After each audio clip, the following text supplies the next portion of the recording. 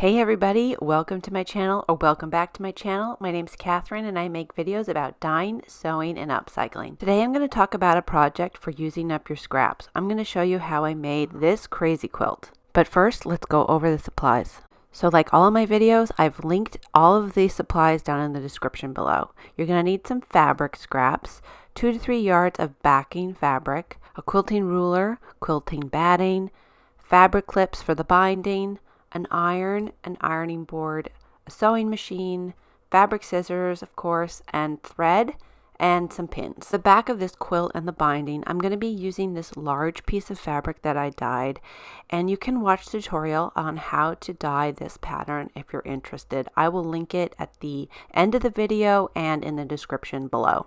Okay, so now let's talk about the front. I don't know if this is a familiar sight to you guys, but I have tons and tons of scraps in my stash.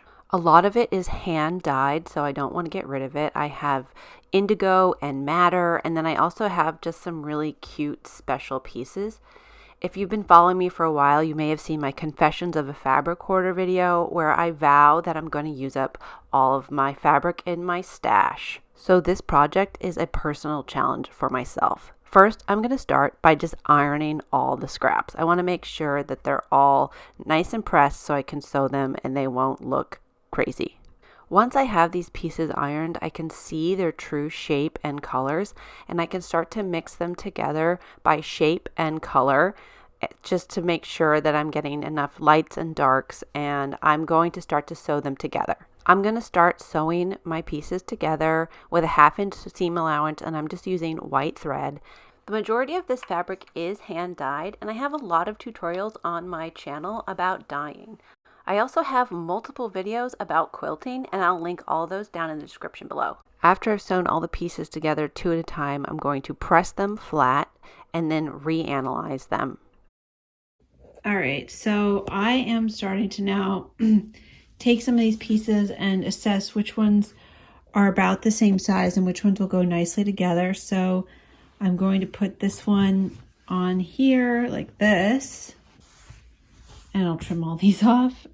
And over here are some more pieces that I'm lining up by size and color, and I want to make sure that I'm having a nice distribution of lights and dark. I don't want to have 2 pieces that are the same color next to each other. I want to make sure that it's a nice composition for the quilt. So just take your time when it comes to that. I sewed together more than I needed so that I could edit out. So after I get the pieces that I like together, I'm going to sew them together to be foursies. So I'm going to sew the twosies into foursies. Good morning, guys. So it's the next day and I have sewn together a lot of pieces for the quilt. I'm going to go through them now and kind of match them up by size, whatever works the best with size. And of course color, like if it doesn't work color-wise, then I'm not gonna even entertain it. But I'm gonna go through the sizes and start to make longer strips of the smaller strips and get them kind of more put together. So that's the next step, and I'm gonna do that on my ironing board. At this point, you can see I'm going for kind of like a vertical layout with strips of fabric. I am using a batting that is 60 inches by 45 inches.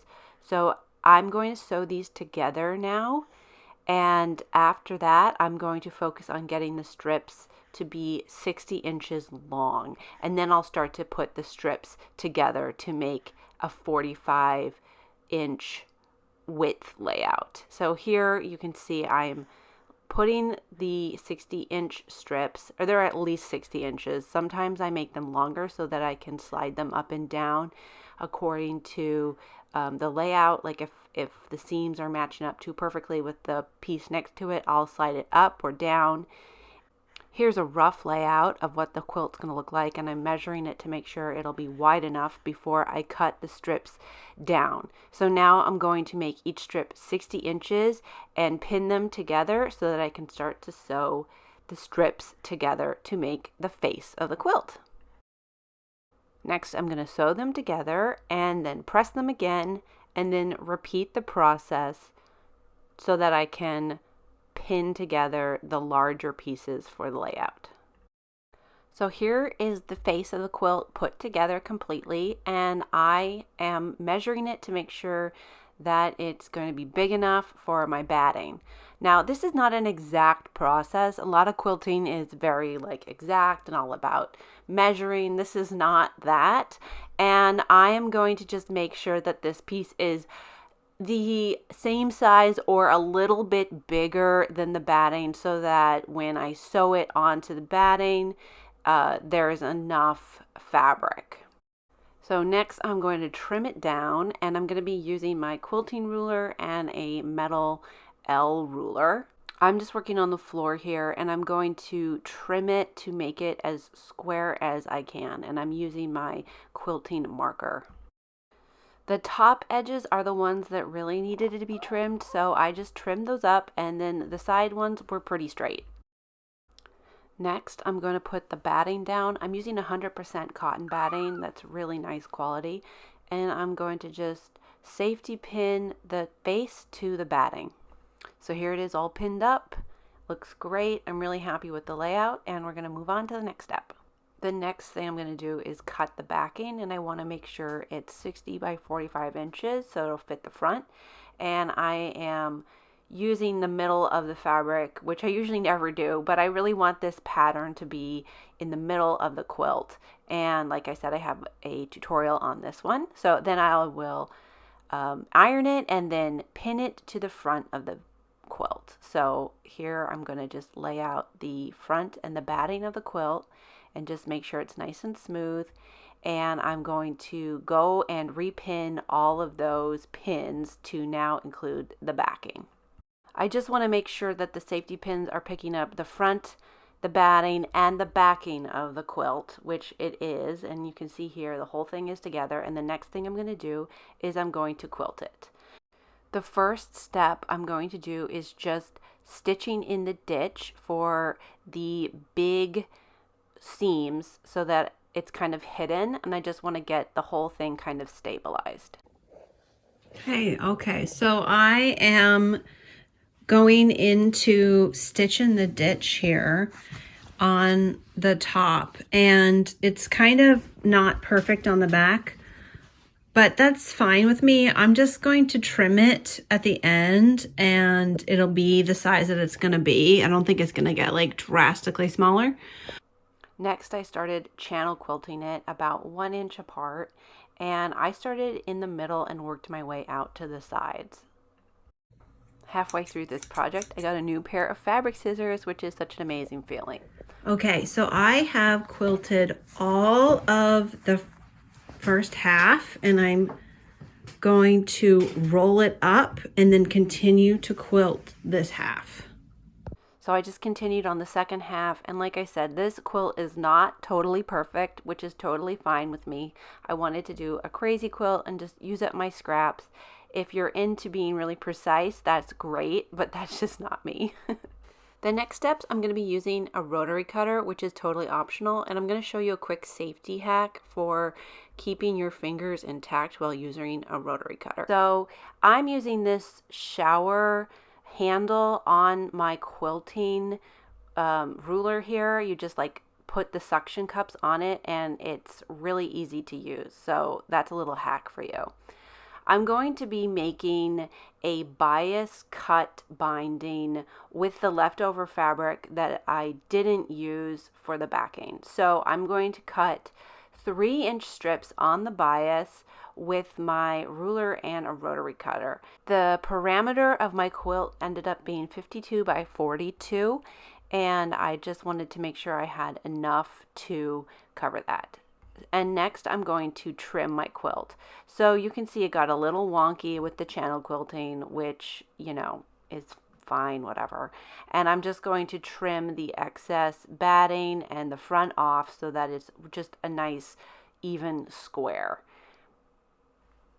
So I'm just doing the tops, and then I'll do the sides as well.